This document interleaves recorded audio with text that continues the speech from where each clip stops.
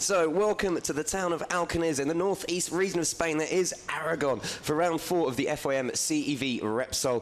MotorLand Aragón, it's a spectacular circuit that we're visiting, and it plays host to the MotoGP World Championship, the World Superbikes Championship, and of course the FIM CEV Repsol. The weather here today, as you can see, is absolutely gorgeous. We're expecting it to get up to 40 degrees later with track temperatures nearer 50 degrees. And as you can see, first up we have the Moto3 Junior World Championship race, and the circuit is 5 kilometers long with 7 left corners and 10 right-hand corners. They'll be completing 15 laps. Today we have 5 races for you. 2 Moto3 Junior World Championship races, 2 Moto2 European Superbike races, and 1 European Superbike Championship. The 3 championships that make up the FIM CEV Repsol for 2015. It has been all changed this year, and we are broadcasting all over the globe. We should be in for some amazing races today from one of the most exciting and talked about series in the world.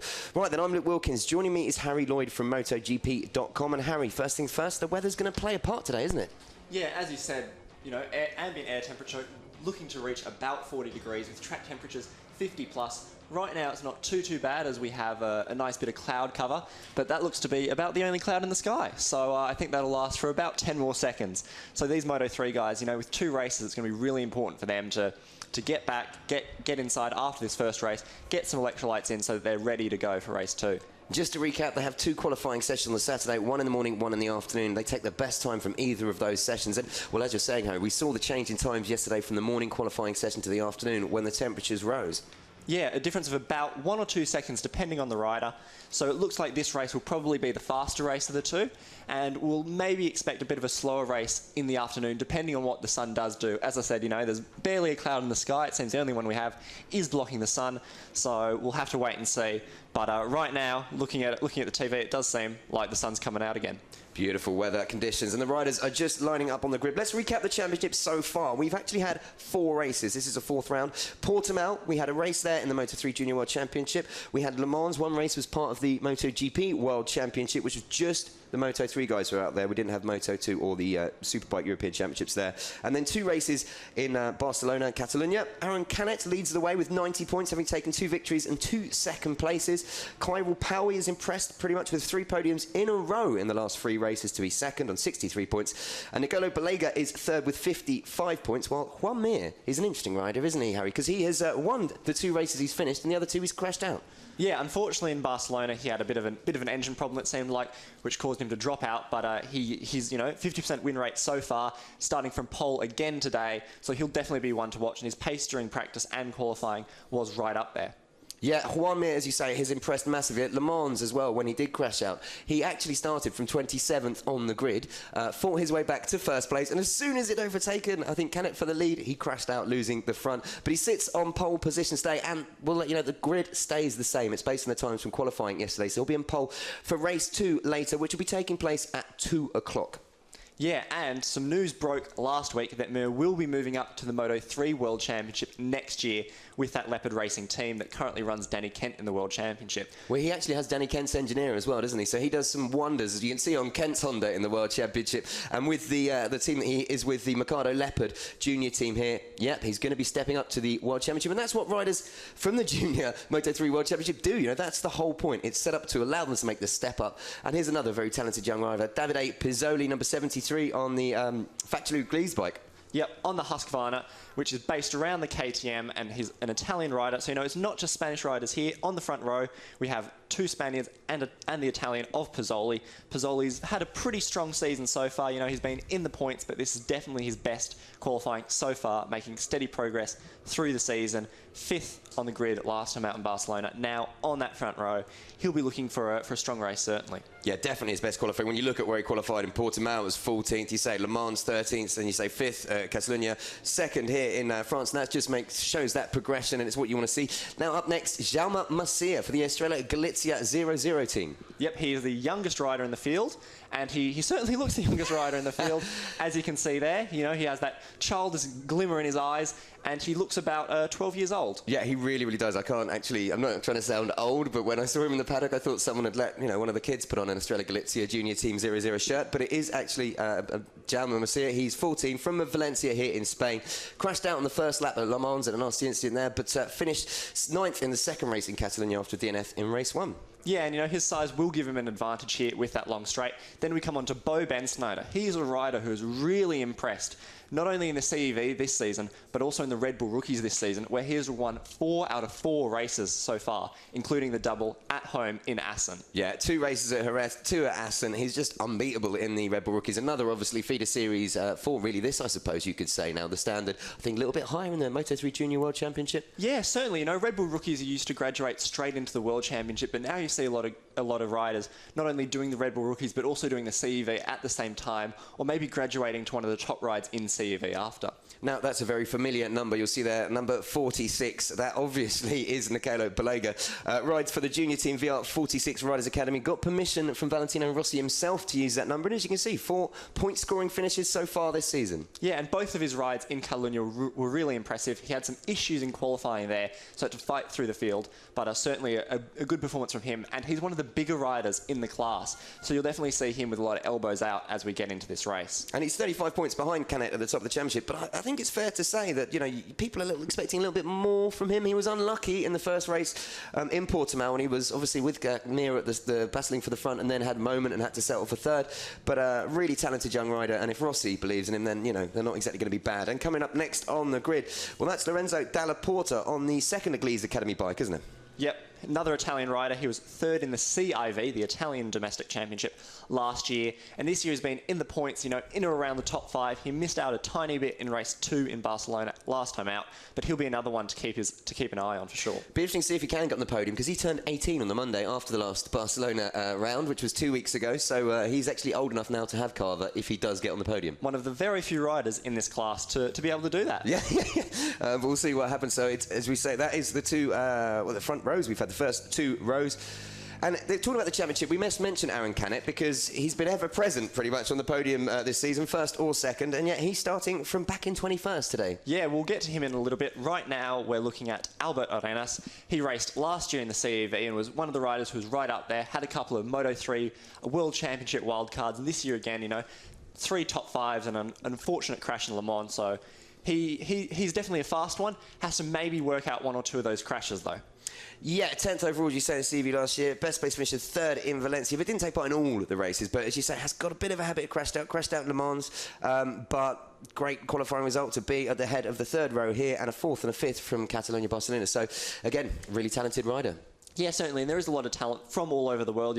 We have a Spaniard on pole, an Italian in 2nd, and then a Dutch rider starting from 4th. So a real nice mix. And here's another Italian, Tony Arbolino, racing with the Simoncelli tribute team, essentially, the 58 Squadra Corsa, run by Marco Simoncelli's dad in honour of his late son. So a really good team there to bring through some Italian talent, and looking to move up to the World Championship in the coming years, hopefully. Yeah, just 14 years of age from Milan, as you say, multiple Italian champion in their junior racing kind of schemes. He was actually given 2 penalty points after the Barcelona round, though, for exiting the pit lane under a red light scenario, but that won't affect his grid position, unlike with Canet, who we'll talk about in a bit, who has had his grid position affected. And there is another nationality, Belgian rider Martin van Hoorn for the KRP team. Yeah, and he's on a really interesting bike. It's a KTM engine bike, but it doesn't have the standard KTM frame.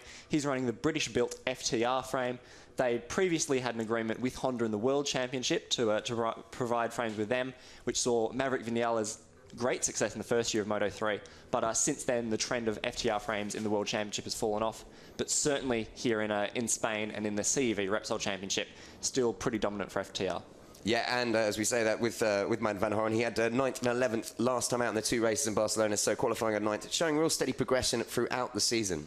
Yeah. And here's a man who has impressed us no end, especially at the last round in Barcelona, Kyril Powie. Yeah, he's definitely, made a few people rethink a couple of predictions they had coming into the season. 3 podiums out of 4 races. He's starting 10th, which is a bit of a disappointment considering his last 2 races, but he'll definitely be up there. And, coming from Malaysia's pretty well known for being hot, so maybe he'll have a bit of an advantage in race 2, dealing with the heat. You might be right. And also, you should take some comfort from the fact he started from 10th in Le Mans and finished in 2nd and 3rd, in 2nd in the race there. So qualifying, not such an issue. I think here as well with a long straight, we're talking about how riders will have an opportunity to fight through. It's just going to be very interesting, isn't it, to see how the pack gets through. For instance, a couple of places on the circuit, for instance, turn 1 and the corkscrew on that first lap. Yeah, turn 1 is a big one for this track. It's a very tight left-hander, 90 degrees. In all the races here last year for the CEV Championship, we saw some pretty big crashes, unfortunately. You know, 1 or 2 riders trying to go a bit too hot into there, trying to make up 1 or 2 spots. And it has the unfortunate effect of a bit of a domino effect, where there's so many riders close together that if one goes down, just skittles the rest. And these guys are so young as well. We talk about them coming through junior championships, but obviously that racecraft and experience that comes with experience of racing over the years, they haven't quite got as much as the guys as you see in the World Championship now. So hopefully they'll be able to get round all safely. Let's talk about Canet then, because he's qualified in 18th after he had problems with his chain, didn't he, in the first qualifying session? In the first qualifying session where the temperatures were really ideal, broken chain, so barely got any laps. And now he'll be starting from 21st in this race due to a 3-place grid penalty for being too slow in the formation lap in Barcelona. He took over a minute and a half for the first person that assembled on the line, where he was on pole, and he was obviously playing some mind games, trying to get them, maybe their tyres to cool down, we don't know, but it even got to a stage where the safety car was kind of trying to give him the hurry up, and that was just a little bit too much. So yeah, he's had a 3-place grid penalty imposed on him, and we'll start from the front of row 7 in 21st. But as we saw with Mir in Le Mans, these guys, if they got the pace, we could see a very exciting race from him here. Yeah, it'll definitely be dramatic. I think that's probably the best word to use for it. The long straight should help him. Here's him on his Barcelona Look at the safety car. It's an SUV as well. It's not like it was a BMW M6 or something. Yep, there he is. Everyone waiting on the grid. Him just casually walking up. Maybe he's trying to do that trendy thing of, you know, show up late to the party so everyone knows exactly who you are. But yeah, unfortunately, 3-place grid penalty for him. So it'll be tough for him. But as we were saying, the long straight should probably keep most of these Moto3 riders together. And if not, it'll certainly provide him with a slipstream and a subsequent slingshot to make up a few places. Yeah, so he started from second in Catalan, you see that on the grid. It's a little bit further back from now. I'll have some trouble seeing the lights there, but there's no doubt that Canet, Powie, and I think Mir have been the 3 outstanding riders so far this season. Balega's been up there as well, but I think Mir and Canet have shown the pace to win the races, obviously, because they're the only 2 that have won. Yeah, certainly it's that small group that are really constantly in the podium contention. Then you have the likes of Ben Snyder and, as you said, Balega, who throw in a bit of spice into that mix and will fight for third. Obviously, they're going to try and fight for the win, and it'll be interesting to see if they can. As the bikes come off the line, they are right in front of our commentary position. I think we have the best seat in the house, right on the start-finish line. So hopefully, if it does come down to a photo finish, we'll be able to help them decide what it was. Yeah, we'll shout loudest, everyone. Another quick team to mention, obviously, Asia Talent team, part of the Shell Advanced Asia Talent Cup. They bring over 3 riders. Yuta Date, the 16-year-old from Fukuyama in Japan. Kaita Toba from Fukuoka in Japan, who's 15. And Aaron Noridin, the Malaysian 17-year-old. But let's just run through the grid here, as you mentioned. One Mir in pole position ahead of the Italian Davide Pizzoli, and Jaume Masia completes round 1. Yep, then Bo Ben Snyder, Nicolo Balega, Lorenzo Della Porta, bringing in that nationality mix to the top 6. Albert Arenas on the Legris factory bike ahead of Tony Arbolino and Martin Van Horen, we mentioned on the KRP team there, the mixture of the FTR and the KTM. That's your row 3. Then row 4 is led by Kyril Powie, followed by Stefano Valtellini and Marco Basecchi, who makes his CEV return this weekend. He has had 2 rides in the World Championship this year, 1 in Qatar. Yamada, Petrarca and Date, the first of the Asian Talent Team riders on row 5, while 6 is Kaito Toba, the second of the Asian Talent Team riders, with Spaniard Aaron Polanco and Max Kapler. Yep, then Enzo Boulon, a Red Bull rookie, followed by Alicia Vieux, Aaron Canet, as we said, way down the order, then Adam Noridin, Cristiano Carpi, Simon Daniello. Then doing it for Australia is Lawson Waters and Juanjo Nunez bringing up the rear. Now the Australian rider there, there's no bias at all for you at all, Harry, is there really? Definitely not. But yeah, no, so this is it. The guys are out on their warm-up lap at the moment. That's the other great thing about this Aragon track is you do see some beautiful scenery in the background. Hopefully we'll get 1 or 2 shots where you can see the small town of Alcañiz just in the background. You can see the beautiful castle they have there. Unfortunately, we haven't yet had a chance to go see that castle. Hopefully after the race, we'll be able to have a bit of a trip into town. Do a bit of sightseeing. It's one thing, the CV, we kind of fly in on the Friday and, well, we're from Barcelona, so we come from Barcelona, we drive up here. It's about 2.5 drive up from Barcelona on the coast.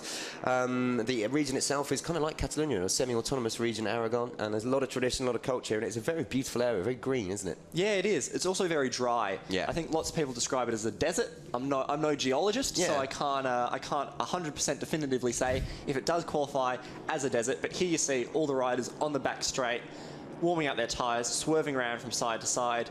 It looks like Cannett's quite far towards the back, so maybe he hasn't quite yet learned his lesson, but it looks like he's not the last one. There's definitely some mind games going on there, isn't it? As you see, Balega, Machado, the guys at the front of the pack, kind of looking around, wondering where everyone is. They're going, are these guys going to catch up and get to the grid? Yeah, and we just got the tyre report in, and it looks like all of the top 10 are on medium front and rear, so we have no one going for a risk of a hard tyre or a soft tyre.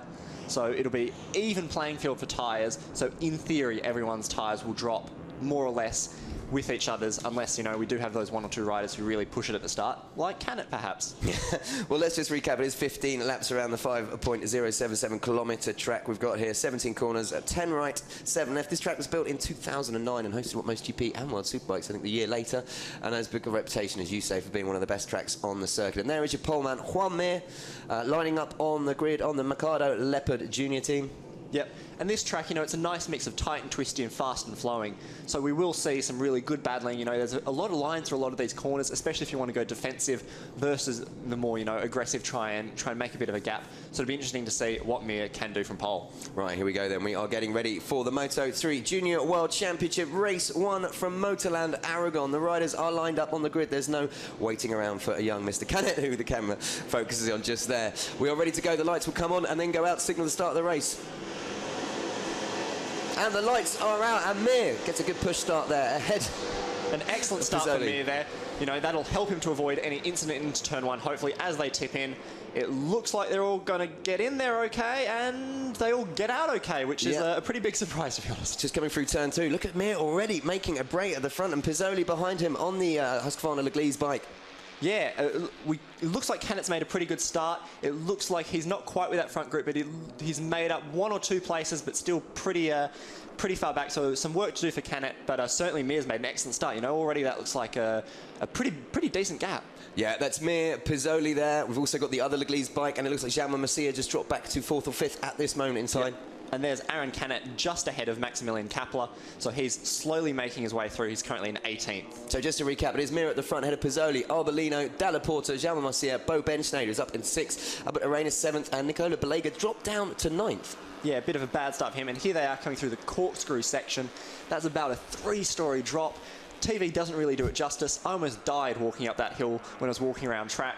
So I'm pretty happy that I'm in the commentary box today and not walking around. Yeah, it turns 8 and 9 here at Aragón, as you say, known as a corkscrew. Not quite as dramatic on TV maybe as on at Laguna Seca, but as you said, it's about a 3-story building drop. 20-30 metres that drops in the space of about 50 metres. So camera does kind of not paint the best picture, but already we are seeing Mir pull away at the front. But look at Macia making a move there. Yeah, Macia's getting up there.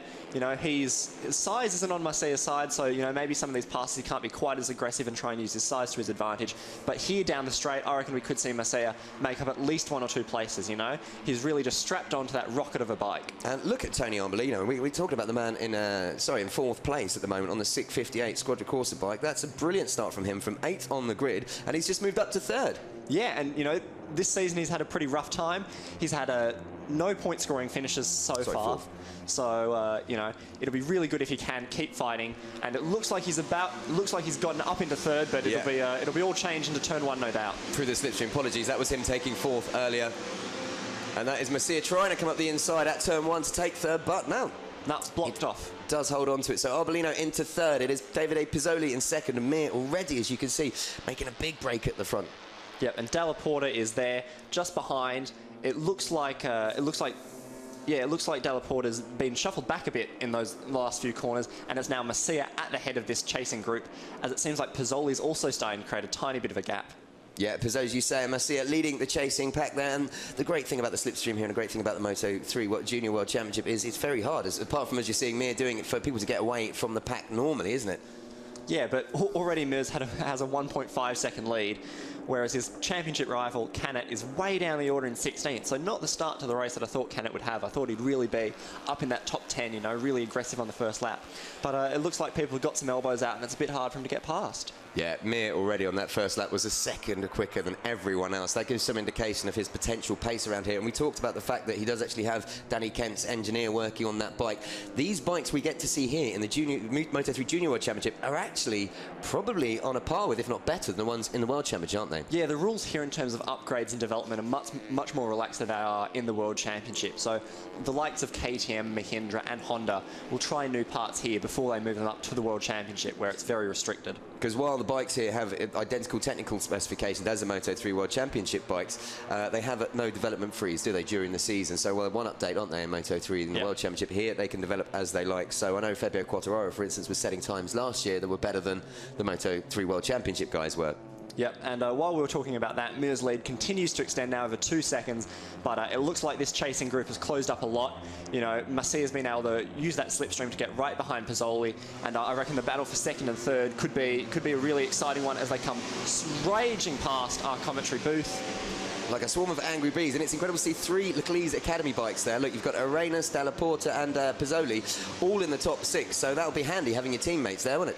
Yeah, certainly. You know, that's one of the things you see in this championship as well. Is you see a lot of teams going out together. A lot of these teams have one guy who's pretty experienced and, you know, 2 newer guys. So certainly the Leclerc Academy and the Asia Talent team, they were all flying around together in qualifying to try and help each other out. 1 minute setting a fastest lap of 1:59.017 on lap 2 there. That is over a second faster than Romano Fenati's fastest lap from last year's Moto3 World Championship race. So it really shows the level that these guys are at. That is a second faster this race than Fenati, who is no slouch on a KTM, having taken multiple wins. Wow, that is impressive. And when you see he's already opened up after 2 laps at 2.7 second gap, yeah, it's going to be very hard for anyone to catch me. It's more like this will be a battle for second. And we've got the 3 Leclerc bikes there. We've got also Arbolino in there, and mentioning Bo Benchnader. Do you know what I mean? Another good ride from him. He's in 7th at the moment.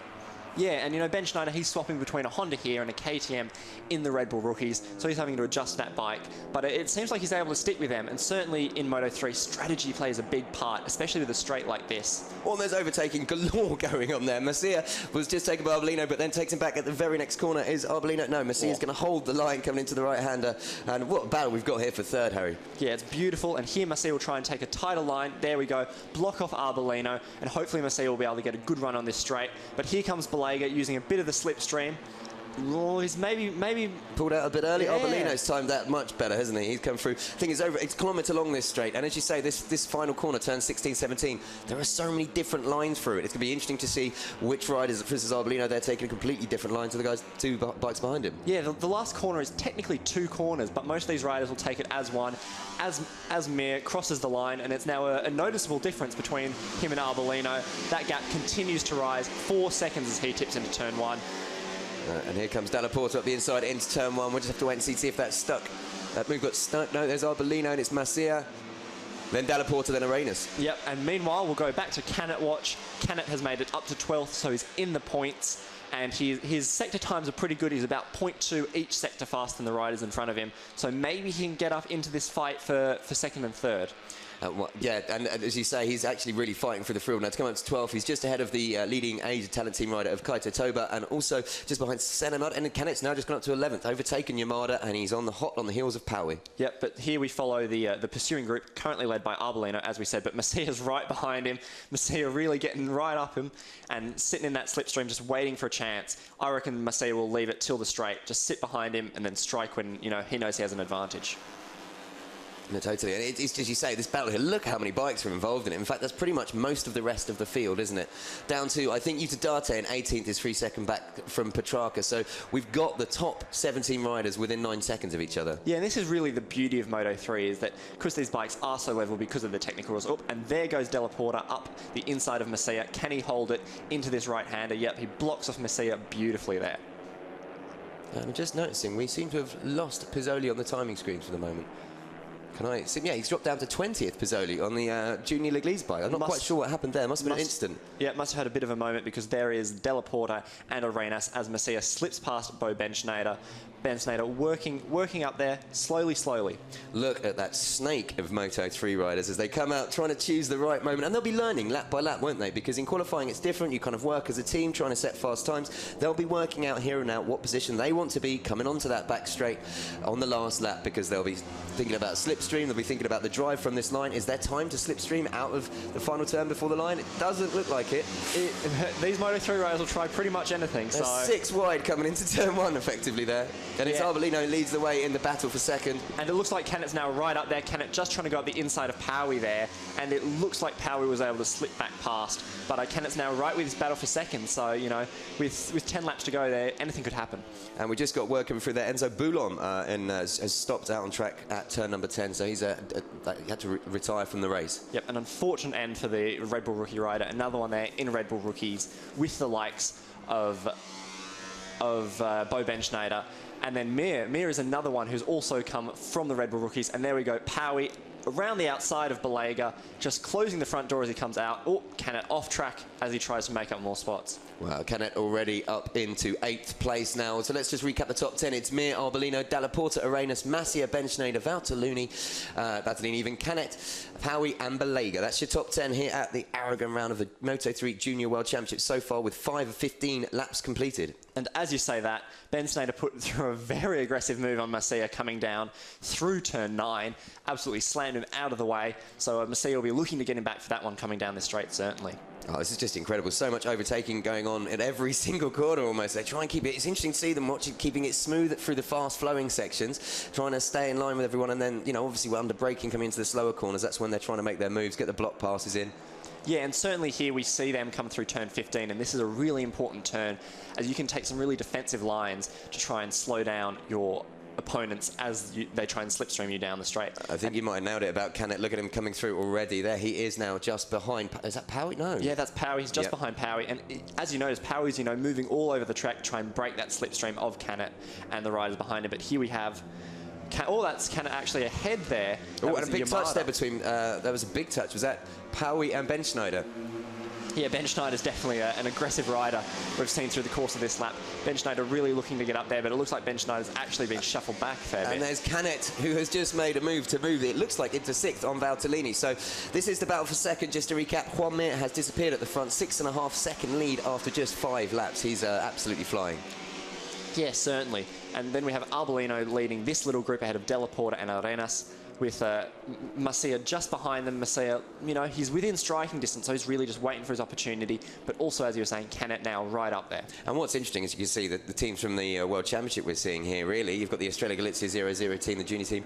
We've got the Factory Leglise Husqvarna team. And now those guys can work together, can't they? They can start to use each other's slipstream to maybe kind of allow them close down on the front, the guys actually chasing, leading this, I should say, group for the battle for second. And it'll be interesting to see how that works out. Yeah, as they tip down into the corkscrew. We saw before that Cannet, again, a bit off track. That's really not going to help him up onto the rumble strips, which will slow him down. But I reckon here he could get a pretty good slingshot from Masia. He's right behind him here as they work their way towards the straight. So I reckon he'll be up there. And you're right, I mean, tyre doesn't play as big a part in the Junior Moto3 World Championship, but still, he's obviously using a lot more of his tyres, having fought his way through the pack, having to ride much more aggressively. So interesting to see if he can keep up this pace till the end. But while I think he's having to write off the race win, you can see he wants to make it damage limitation now and take that second place. Yeah, certainly. I mean, a second place finish is still really solid and will continue his 100% run of 1-2 finishes this season if he can get up there. But, you know, there's still a fair few riders in front of him that he has to get through. And it's great for the 14-year-old Italian from Milan, Tony Arbolino, as you can see, leading there, number 4, because it's the best race finish so far has been 21st in Portimao, didn't start in Le Mans. And Cannet goes through on Masia there. It looked like Arbolino was going to have some trouble from Dalla Porta, but he managed to just tip in before him. But now Cannet is right up there. And Cannet, you know, his speed's looking good. He's certainly setting some faster sector times there. He set a 2-minute dead lap, which was about half a second faster than both Arbolino and Dalla Porta. Yeah, as you can say, Cannet definitely looking like he's on the pace. He won't have the pace, I don't think, to catch Mir, who's lapping almost, well, over a second quicker than most of these guys.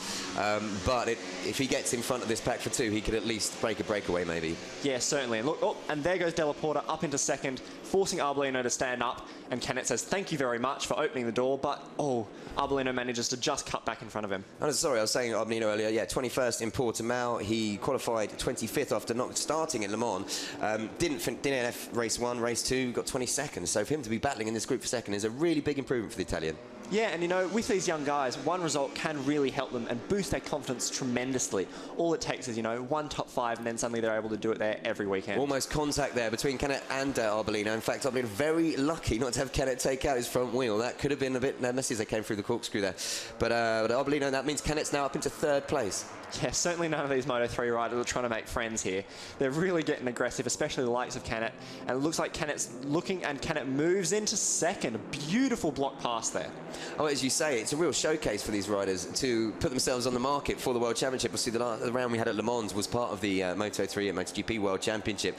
And Mir, having signed now for the Leopard team in Moto3, put on a hell of a show there. So they know that this is their chance to make it, these young riders. Yep, it'll be interesting now to see if Kennett can break away from this following group. Because, you know, the likes of Tony Arbolino, he'll almost certainly try and get past Della Porta as soon as he can. And if those two start battling, that could give Kennett just that little break he needs to break away. But as I say that, both of them slipstream past Kennett, and it's Arbolino who leads into the final 2 turns. Yeah, he leads this group in the battle for 2nd. But look at Kennett going around the outside there. That's a brilliant line. As we come onto the straight, and he might have the power. Definitely should have carried some more pace off it than the Leclerc's bikes. Yeah, but you know, all of these last turn battles are really a practice for the last lap, because you know, Kennett now knows that if there are 3 guys in front of him on that last lap, he can't try and go around the outside because he just won't have the drive. Yeah, I think what we're seeing here is these guys are realising that they need to be leading into that final turn, 16 and 17, because on the back straight they've got the chance to slipstream, but the start line, so the finishing line is very close to the exit of the final turn, so they won't have time to slipstream come out of it. So, as you say, they're sizing each other up. They're working out when the best time to come out of the slipstream is to attack the riders. But this is just an incredible battle. Arbolino leading this group for 2nd, ahead of Della Porta. And as we say, Kennett just dropping back a little bit. Yeah, both Kennett and Massier, their laps are about 0.1 of a second slower than the guys ahead and behind of them. So it looks like Arbolino and Della Porta have now been able to make a slight break of about 0.3 of a second. Maybe Kennett's just gave himself a little scare running onto the pianos a bit too much, running onto the curbs, using a bit too much of the curb, just being a bit reckless, because Massier is now, he's dropped back quite a bit, actually, considerably. But yeah, as long as you're within more or less 0.3 of a rider, you can get a slipstream. Certainly Juan Mir here is not getting a slipstream from anyone, as he now leads by 9.5 seconds. An absolutely inch-perfect ride so far from him. And his last lap was 1.3 seconds quicker. He's the only man who's been in the 159s the whole race. His last lap was a 159.4, where Arbolino chasing is at a 2:00.7. So give you an indication of his pace. He's 9.5 seconds up as we're coming up to complete the 8th lap. Yep, he is just slamming it. Look how big that gap is. He is already almost halfway down the main straight before the other riders, led by Arbolino, get there. Now let's watch this. As we're saying, watch the riders when they decide to pull out on the slipstream even. Here comes Kennett. He might have, I think he's done it a bit too early. I think he should have left it till about a couple of metres before just now, you know, try and go through on the brakes with that little extra bit of speed. He's definitely really good on the brakes. You can see him go past Della Porta there on the brakes. He has to stand it up a bit there to not run into the back of Arbolino as we go over 50% race distance. So if it were to be red flagged, this would now be declared a result. But hopefully we'll be able to continue the action on as Arbolino tips into turn 1, and Massier up the inside of Kennett. Clearly no team orders there.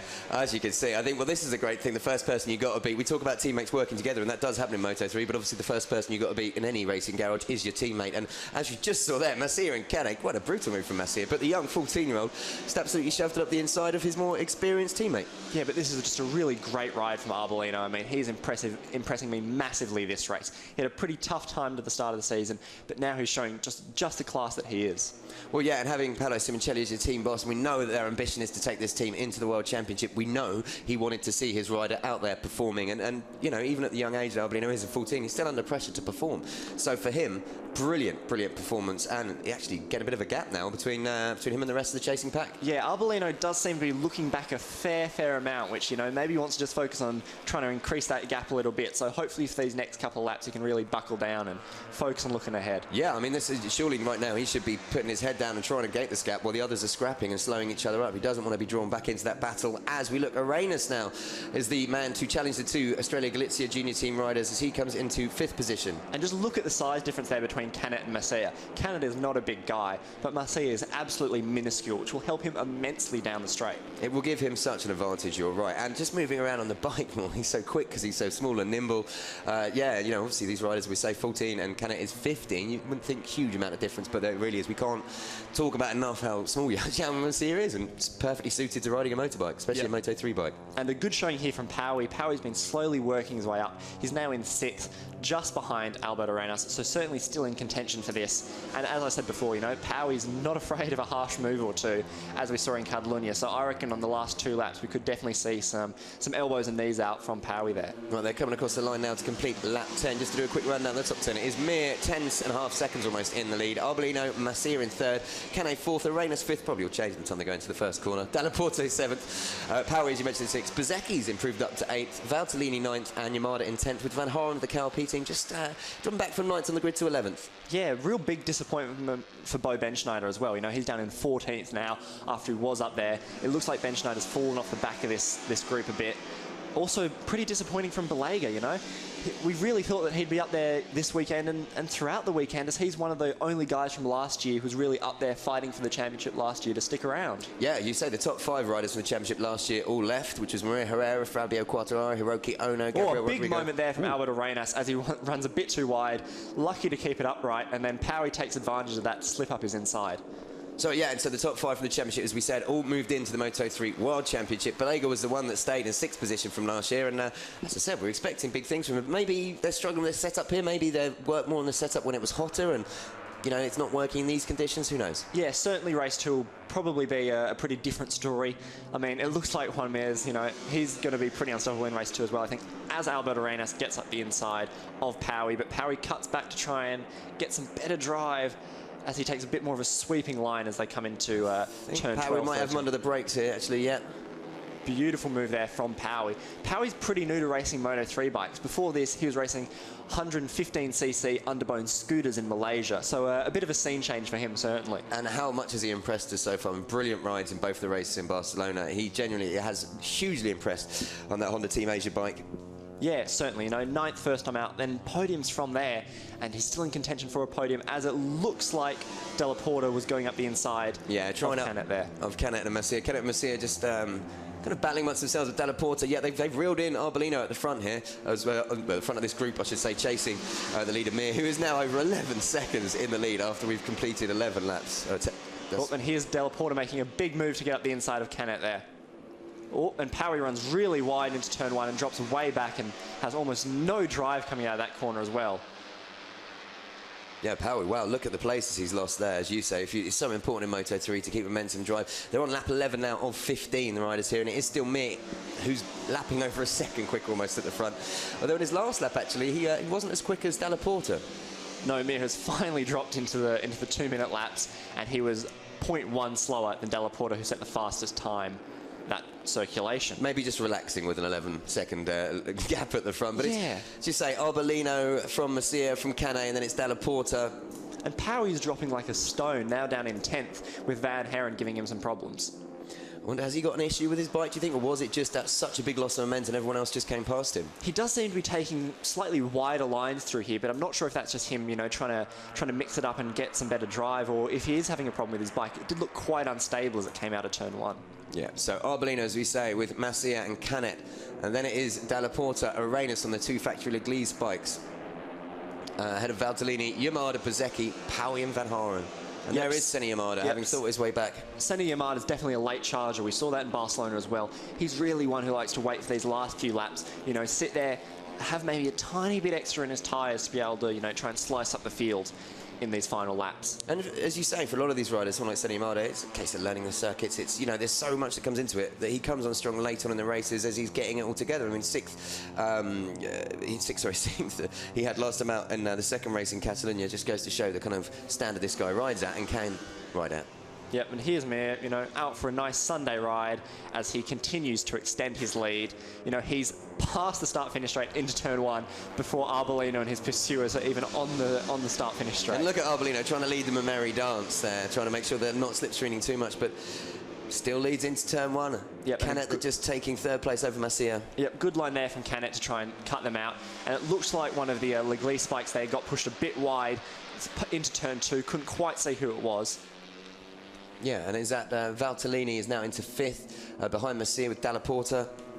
And Arbolino again has opened up a bit of a gap, back up to 0.2. But as I say that, it looks like Senna Yamada is now starting to dice with Masia Yamada, just so the youngest and oldest riders just together there. Brilliant from Valtellini. He got it from 11th in the grid into 4th place. Now, he is the teammate, obviously, of Tony Arbolino for the 658, so great day for these guys. Yeah, a really strong performance then after a pretty tough start to the season. You know, stepping up from the Italian Championship to now the Junior World Championship is a pretty big step, so they've taken 1 or 2 races to settle in, but now they're right up there, fighting for the podium, perhaps a double podium for the team. We've got a 658 Squadra Corsa 2 bikes, 3 of the Estrella Galizia and 2 of the Factory Lease bikes, all battling it out, which is incredible in the top 8. So, yeah, it should be interesting to see how close their friendship and rivalry goes. As we see, look at that from Valtellini into 3rd place. Beautiful ride there, beautiful pass. And yeah, as you say, it's 658 ahead of Australia Galicia. You know, clearly these teams are really the Equex factory teams. Yeah, they really are, as you say. They're obviously linked to the teams in the actual full World Championship. And it'll be interesting to see how they try and take advantage of each other's slipstreams down here. Juan Mir, though, that gap, 11.7 seconds. And he's just, I think, settling for that now. He's lapping still in the 2 minutes, but 2-minute 1 in the last lap, kind of thing, coming around. Everyone else was 2:00.4, 0.7. Yeah, he's still got about a 0.3 of a second faster each lap. So he's still able to keep extending his lead, but certainly he'll start winding it down, you know, just bring the bike home safe. And that was Canet there making a move on Valtellini to go into 3rd place, but look at the Italian. Sorry, Arbolino, look at the Arbolino come back, because Valtellini is at the lead of this group now. And it all changed into turn 1. It looks like Masia's trying to make a move, and Masia just gets pushed back, but he does get up the inside of his teammate Canet. Yeah, that's a good example of block pass, as you say. You know, Canet had nowhere to go, had to settle to sell him, but it's Valtellini who's got to the front of this group. Arbolino dropped all the way back now to 6th. Masia really good on the brakes and trying to get past these riders. But, you know, Valtellini, he was sitting back in the field for a bit, so maybe he, a bit like Senna Yamada, has saved something on his tyres. And, oh, as we say that, there goes Canet up the inside of Masia. Thank you very much. Yeah, and look, Valtellini's definitely trying to pull away at the front of this group, which is impressive. That is Canet, Masia, Yamada now making a move on Masia, it looked like there. And obviously 21 years of age, Yamada, a little bit older than his 14-year-old teammate. And what we were talking about earlier about size differences as well. Look at him having to duck down behind that screen. Not as easy it is for Masia. Yeah, Valtellini really not able to break away as Canet tries a bit of a unique line and gets through as they come down turn 9. Run wide. Will he be able to carry the momentum there? He did run very wide. So I think we will see Valtellini come back. Arbolino having dropped back a little bit though. Look, he's taken a few places. Back in 6th now, as I mentioned earlier. It's a shame for him, but as we know, one straight and one corner can make all the difference here. Yeah, exactly. And, you know, for the likes of Arbolino, this is all about learning. There's no expectation for him to get on the podium as the 3 Australia Galicia. Oh! A big moment there, taking out one of the... That looks like it's Arbolino down as well, along with one of the Australia Galicia bikes. It looks like that was Senna Yamada who went down in that vicious high side there. Yeah, that looks nasty. As you said, Yamada, yellow flag out at turn 12 for the instance you just seen. It looks like Yamada, and Valtellini who went out because that No, I think Valtellini's still there. I think it was Arbolino who went down with Apologies, it. it was Arbolino, replay. yeah.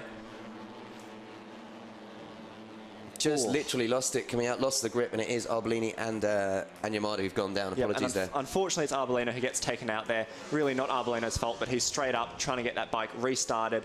It looks like, unfortunately, neither rider able to restart, as Senna Yamada there is getting helped out by the marshals. Luckily, Arbolino's there walking away.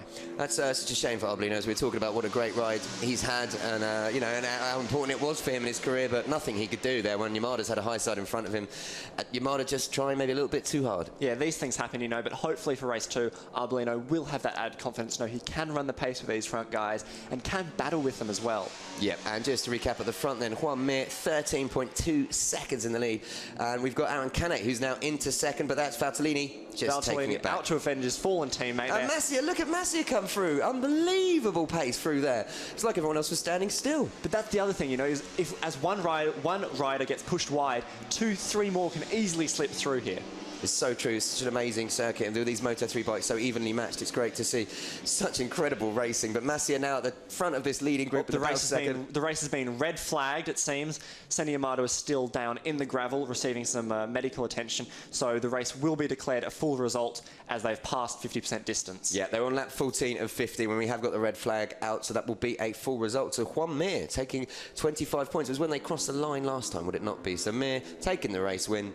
Yeah, we'll just wait 100% for the results to be confirmed. But yeah, certainly no doubting Mir won that one.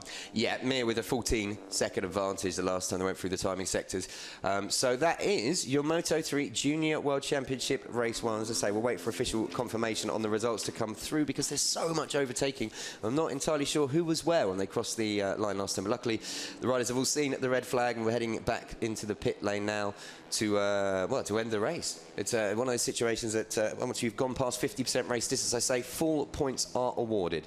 So that is the end of the Moto3 Junior World Championship race. Juan Mir, just completely dominant on the Mikado Leopard Junior team bike. Generally, just impressing unbelievably. That is the third win of the season. Every time he's crossed the line, he's won. Aaron Canet did superbly after starting in 21st on the grid to get back in contention for that race, but as you can see, an incident between Senna Yamada and Tony Arbolino, bringing news on the riders actually as we get it, has brought a red flag out with just 2 laps remaining in this junior Moto3 World Championship race. So race red flags, you can see that from race direction due to the crash involving Senna Yamada and Tony Arbolino.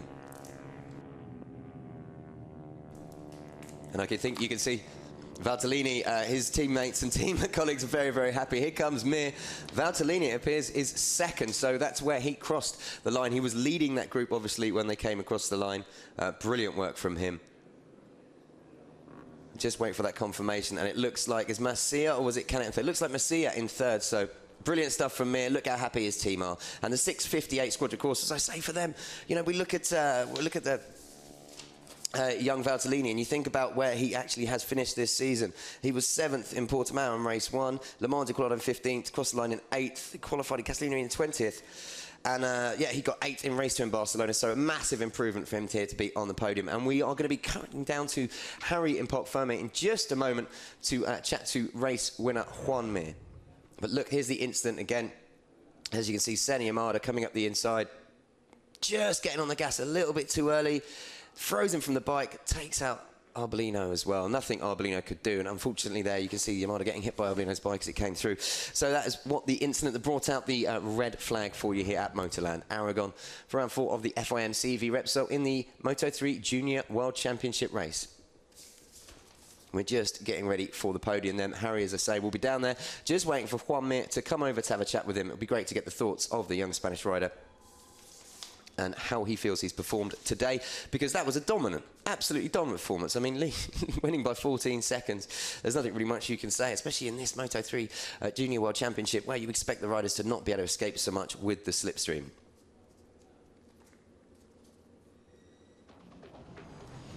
So then, brilliant from Mir, a dominant performance, makes it 3 wins out of 5 this season. The only 2 times, as I say, he hasn't won were when he was racing at the first race in Le Mans, where he crashed out after coming from 27th to 1st, and then the first race in Barcelona, Catalunya even, where he had engine troubles. Right, we are just about to cut down to Harry in Parc Fermé to have the interview.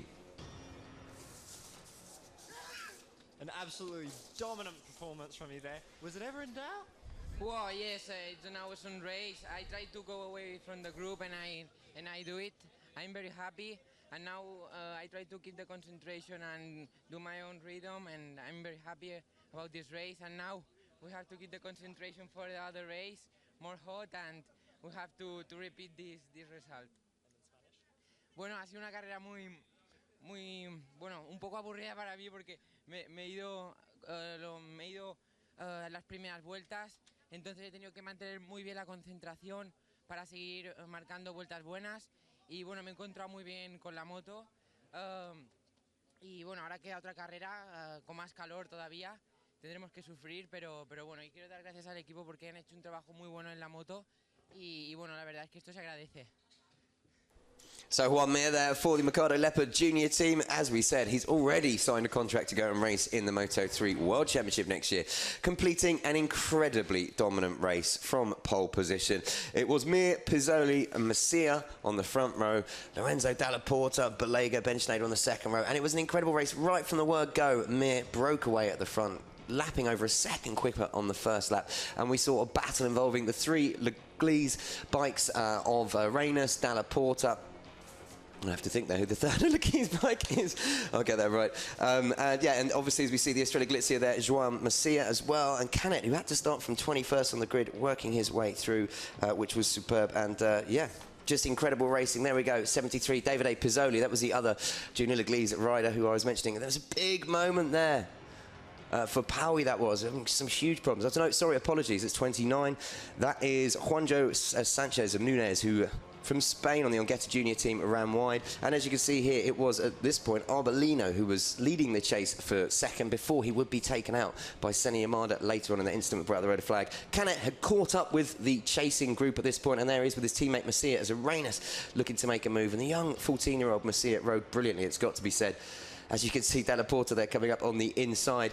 Paui had been riding brilliantly, ran wide, unfortunately for him, and then seemed to drop through the field. And then the incident, which you're coming to see here, is what brought the red flag out for this race. Yamada, nasty-looking high side there, with taking out Tony Arbolino as well, which is so unfortunate for Arbolino after such a good race. So that was the Moto3 Junior World Championship race, red flagged after 13 and 15 laps. And up next, don't go anywhere, because we have the first of our Moto2 European Championship races for you. Harry will be making his way now back from Parc Fermé as they get ready for the podium.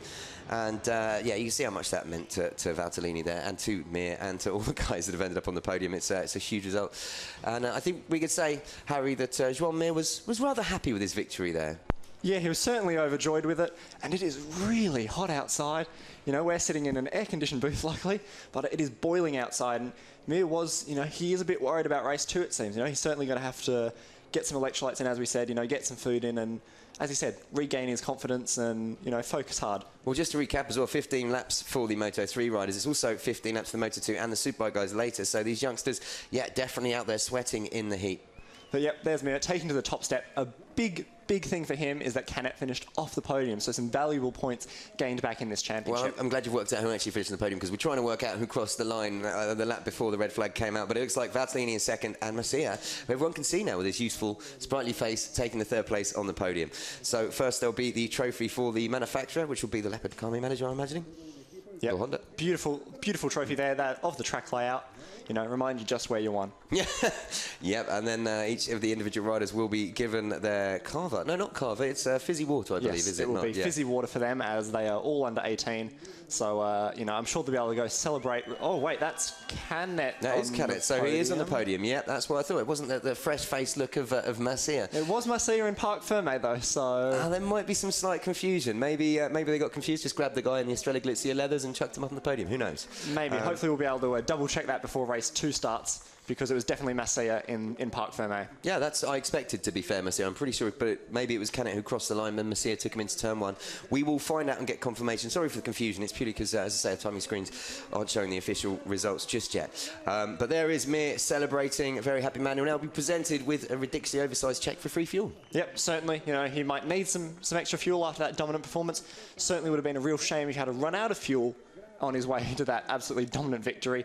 So another fuel check for him. That's now 3 wins this season. So he is now 1 more than he has fallen off, luckily for him. And yep, it is Mir, Valtellini and Canet confirmed on the podium. Now the national anthems.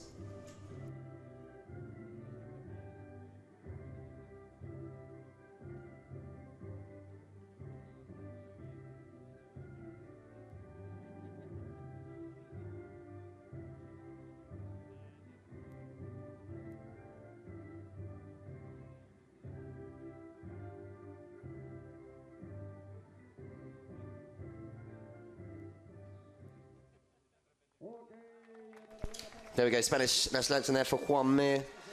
And here comes the fizzy water, which is on Valtellini. He does manage to get some He is carver. 18. The Italian from Bergamo is 18, so he's allowed to carver, but try not to spur it in the mouths of the youngsters, because you know, that would be very bad.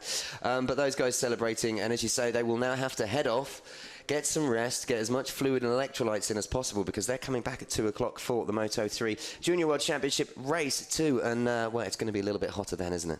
Yeah, certainly. I mean, it's already pretty hot out there, but it'll keep heating up. The one cloud we had blocking the sun has unfortunately vanished, so it looks like it's only up from here in terms of the temperature. Okay, they're posing for the photo. And as I mentioned, up next we have Moto2 European Championship Race 1. 2 races stay in the Moto2 Championship. Again, another series that has literally been designed to filter through to the World Championships perfectly. But let's just get final results. Here are the confirmations then. Juan Mir taking the race victory by, well, 13.2 seconds. Valtellini in second. Canet in third, beating his teammate Massia to the podium. Dalla Porta and Arenas, the 2 Junior League bikes, in 5th and 6th. Plaga 7th. Marco Bezzecchi, good return for him, in 8th. And Kyril Powie, well, it looked like he would be on for maybe fighting for the podium, but he'll settle for a 9th place finish, I think, after that running exactly. You know, that's a bit of a disappointment for Powie. Toba in the top 10, a really good result from him, as he's had a couple of crashes, followed by Martin Van Haren. Bo Bensnijder, another one disappointing. Davide Pizzoli, also a bit disappointing after his start. Really dropped back, and I think he had to fight his way back through the field. I think there was a problem with Pizzoli where he ran wide, we didn't get to see on TV. Then Petrarca, and it's Max Kapler, Yuta Date in the 2nd of the Asia Talent Team bikes, Aaron Palenko in 17th, and Adam Norrid in the 3rd of the Asia Talent Team bikes in 18th. Yeah, so a really good performance from all of the Asia Talent Team bikes there, you know, getting some solid points, which is what they said was their aim for this weekend. They said they wanted to deliver on their potential, as they've had 1 or 2 unfortunate crashes in the last few races. Yeah, and they struggled to deal with the heat and qualifying yesterday, so I think they were aiming for this race to kind of work on their setup, get into a rhythm, and hopefully, as you say, we'll see more from him in race 2, because Koistopia has shown so much potential pace and talent this year. We just want to see him follow up with the race results. So, as you see, look at that heat haze. That's what it means for the World Championship. Aaron Canet still leads with 106 points, 31 points, but Mir moves from 4th into 2nd. He's getting there. Then in 3rd, Kyril Powie, still top 3. Nicolo Balega continues to defend 4th, 64 points. Bo Bensnijder 5th. Lorenzo Della Porta in 6th, with Stefano Valtellini just behind him, 2 points after that excellent result. Yeah, Senna Yamada missing out on any points, as we know, with one of the riders involved in the crash that led to the red flag. He's in 10th. Petrarca 11th. Martin Van Haren scoring good, useful points again. 24 so far this season for the KRP team, which is the English-based team, as we know, run by Mark Keane. Davide Pizzoli on the Husqvarna, the Junior Leagues bike, showing a really, really good performance today until he had the incident that saw him drop back. Sanchez and Toba there in 15th. Yep, and Bezzecchi straight away 16th. Really good result from him.